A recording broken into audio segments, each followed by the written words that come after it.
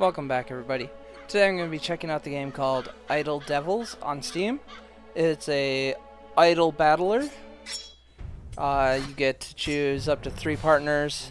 It is very much a waifu adult-themed idle battler, but as far as idle games go, with no microtransactions after you buy it and you get your DLC characters, like you don't have to spend any money. So far I've been enjoying it. I've put quite a few hours into the game, so I'm gonna go over it and play the first few rounds here, and you can watch me go through each level.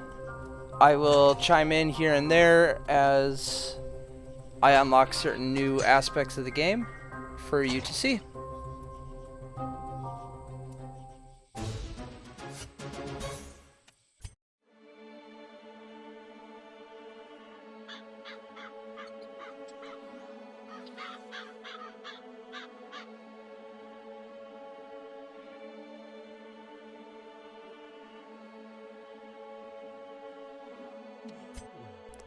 Alright, so here you'll have your basic daily quests. Well, not daily, but your quest list or mission list, I guess.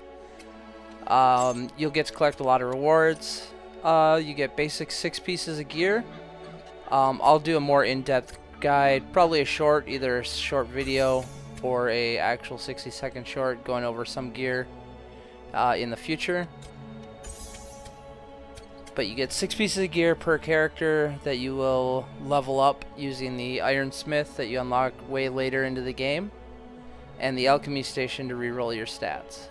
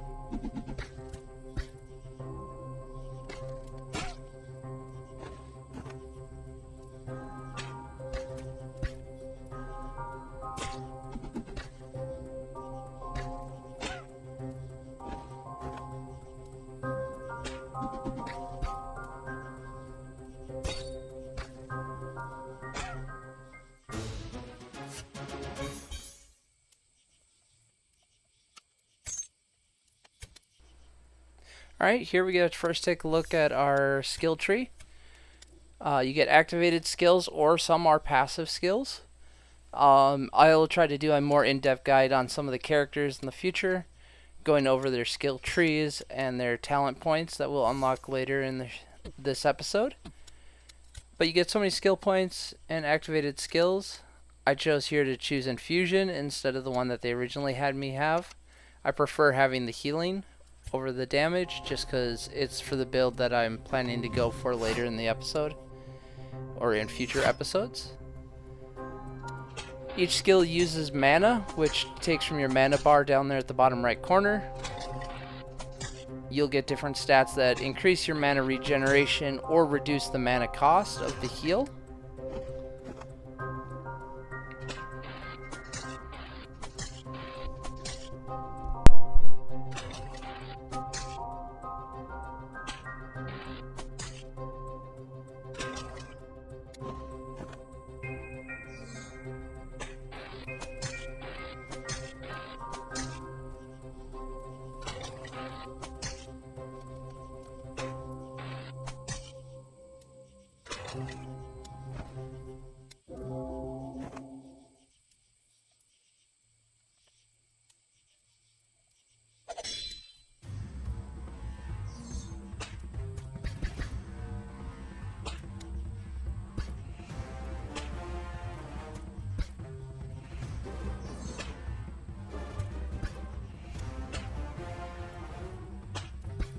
Alright, as you see here, every 6th floor is typically a boss fight. You'll fight either just one of these basic kind of monster bosses, or you'll fight a partner, or what's called a partner illusion, based on the miasma that's taken over them. After most of them, not all, you'll get pulled back to the main menu here for a cutscene. You usually unlock, this is when you'll unlock new sections of the game.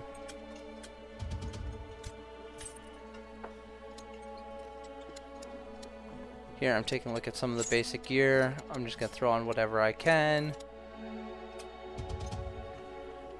I don't have a lot of money, so there's no point in really worrying about it. I can collect a little bit from the quest, but I get a purple weapon here.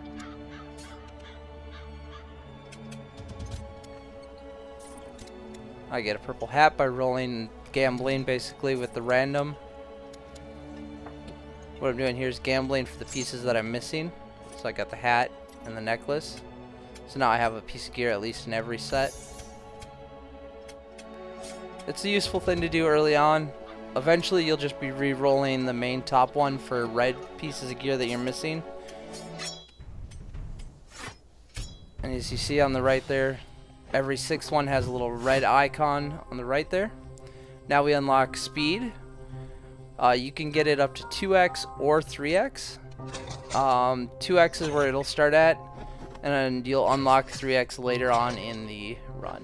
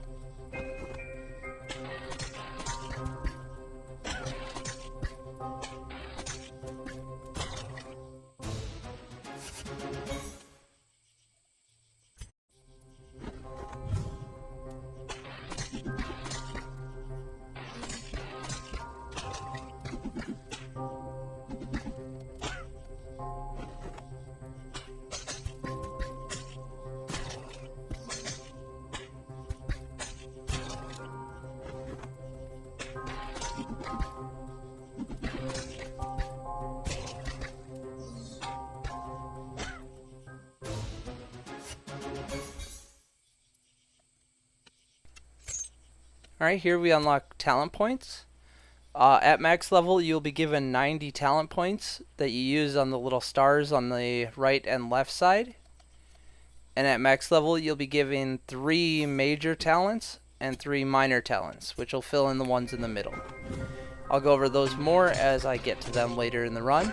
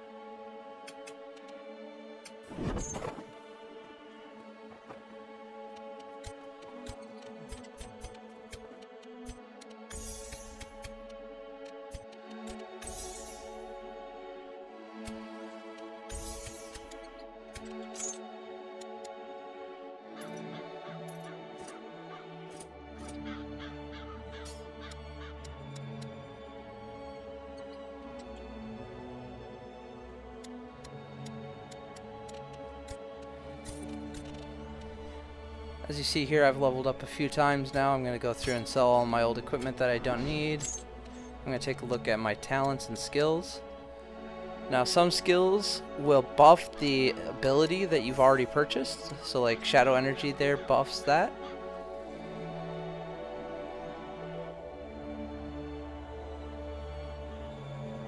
And now I'll decide on where I want to put my talent point. I'm putting it all into health.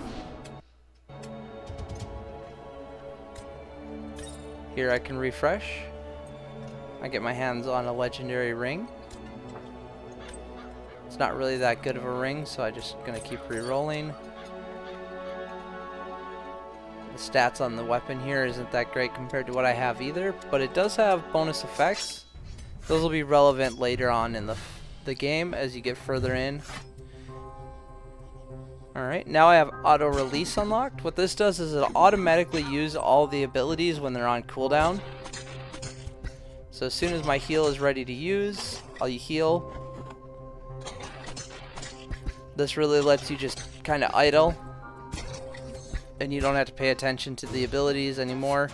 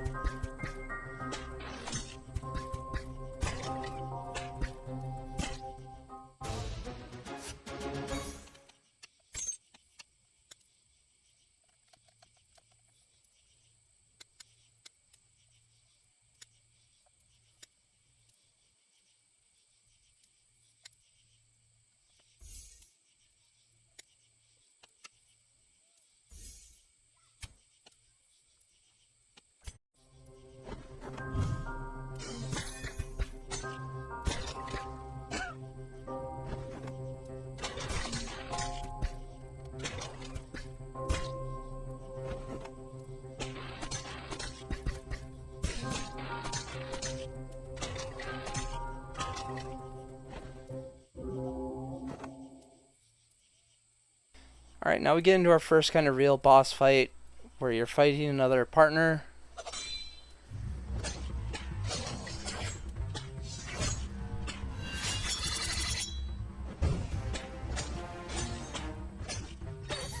Again, like I said, every 6th floor is a boss encounter of some sort.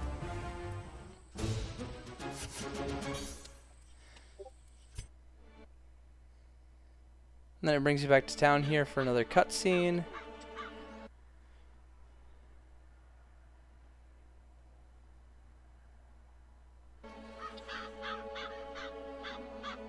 After some dialogue options, she should become available as my second partner to use.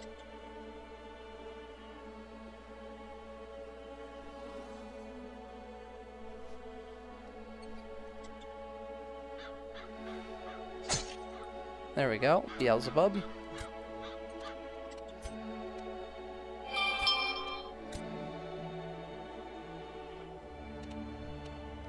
As you can see, there's quite a few of them to go through later. Some I haven't gotten to play around with yet.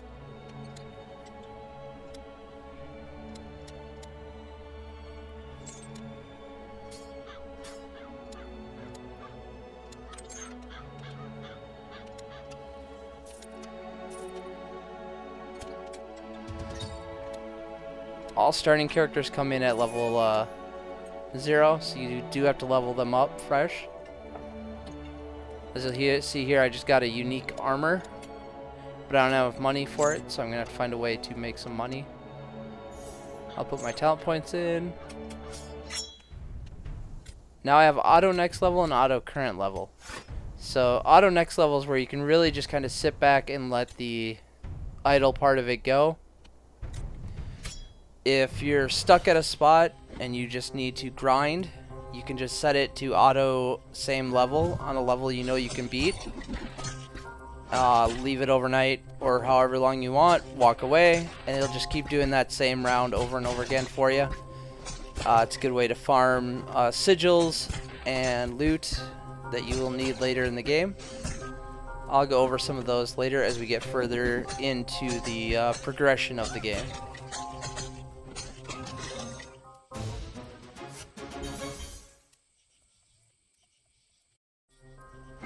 As you see there, it just automatically start. It's typically a 3-second timer. You can just click next if you want it to go quicker. But, like I said, it's really good for if you want to just walk away from the game for a while.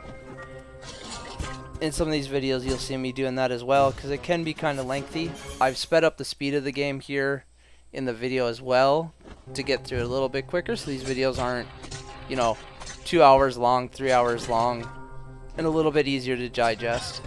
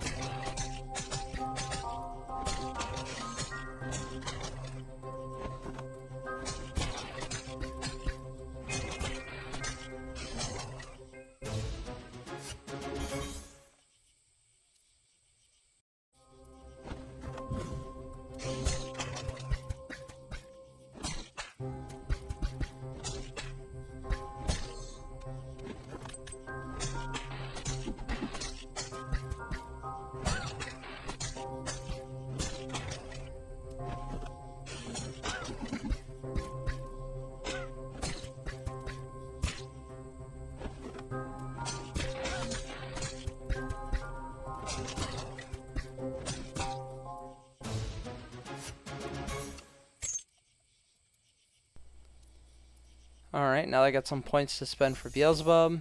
For her, I prefer some cooldown. I'm looking to get her an activated skill here as quickly as I can so she has something. Prefer to do something that hits all enemies, which is why I took the blade one. And then I took the other one just so she has another activated skill.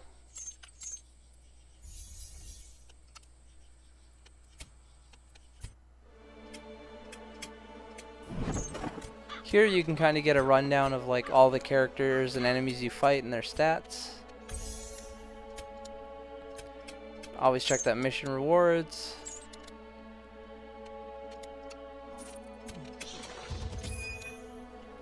I finally have enough to buy the armor, so I came back and bought that.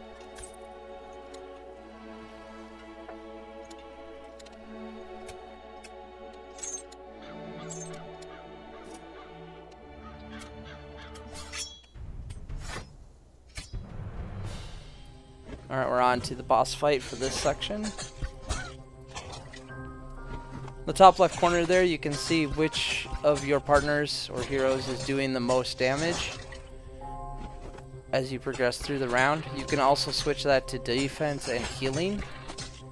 This is really good and useful information if you're trying to determine your build. When I'm doing a build of characters, I try to do, you know, a good trinity. Make sure you have a tank, make sure you have some sort of sustain or defense, and make sure you have healing.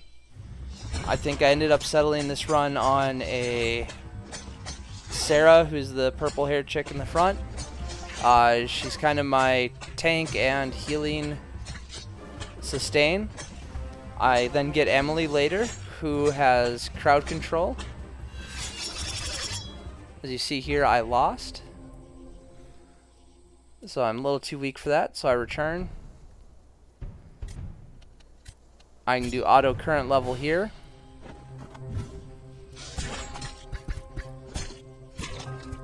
I'll just blow through these real quick, and I will shorten this up.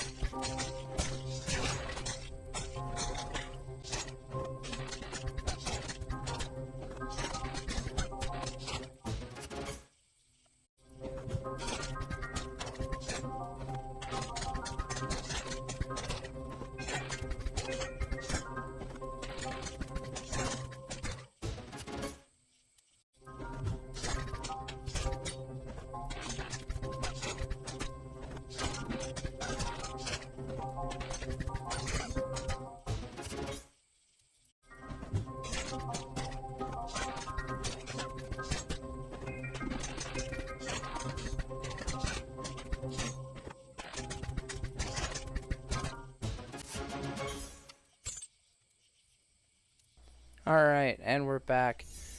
Now that I've grinded out some talents, a few skill points, I'm going to go ahead and pop those in. As you see, I'm looking at here is some passive skills that aren't necessarily actual talents or skills that go up in the top tree, but rather just passives that naturally buff my abilities. But if I want to get another activated ability, the ones with a little circle above them is the activated abilities.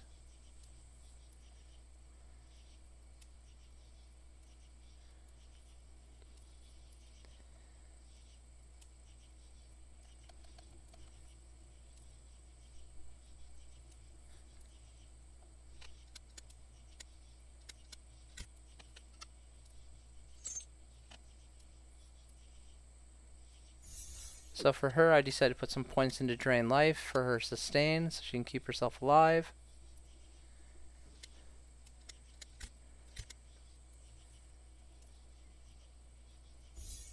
Give her a second activated ability, so that way she has more damage output.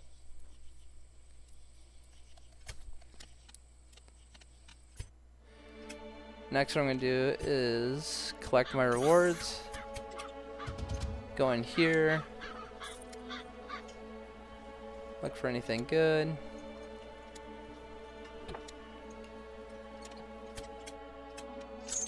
Go over to Beelzebub's equipment. Take a look what I'm missing. Right now I'm missing boots. So I'm just going to make sure I get a pair of boots. So that way I'm getting the max out of her equipment at least.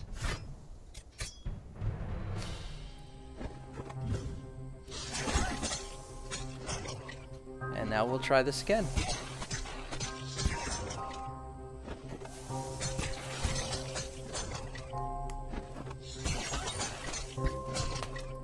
I think the biggest part was missing gear on Beelzebub. I should have done that the first time through.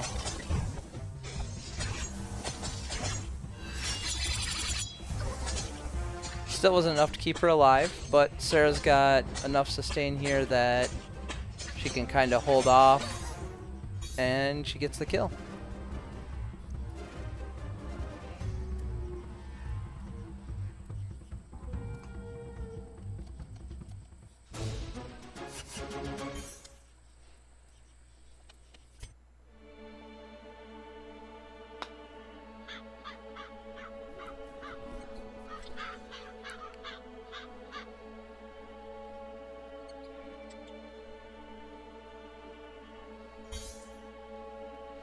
Alright, so typically about halfway through a mission area, you will unlock the next area, and you'll unlock, here we unlock Sigils in the Devil Trials.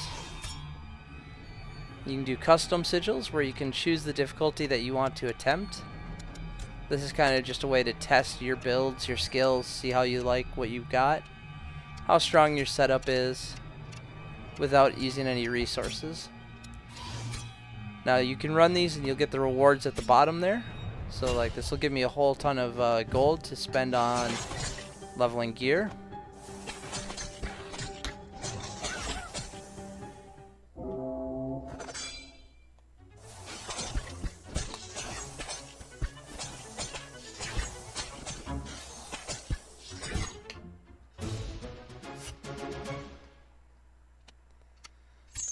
Alright, get some more talent points here.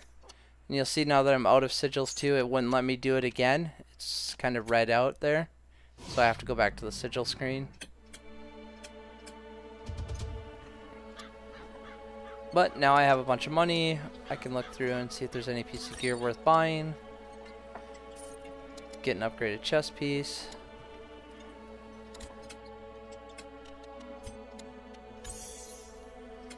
I've completed missions, now I get purple of everything. I'm going to put this on my primary character, which is Sarah.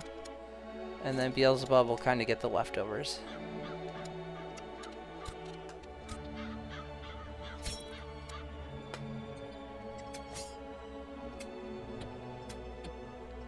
Alright, and that's what I've unlocked so far. I'm really looking forward to getting a third partner here. I think the next major one I go for is Emily. As you can see, I've unlocked tier 2, but I still have half of, or more than half of tier 1 to go through. But it will not be as much a story unlock as the tier 1 was, so it's more just idle stuff. I'll probably do a part 2, and I'll catch you next time for that one. Like, comment, and subscribe.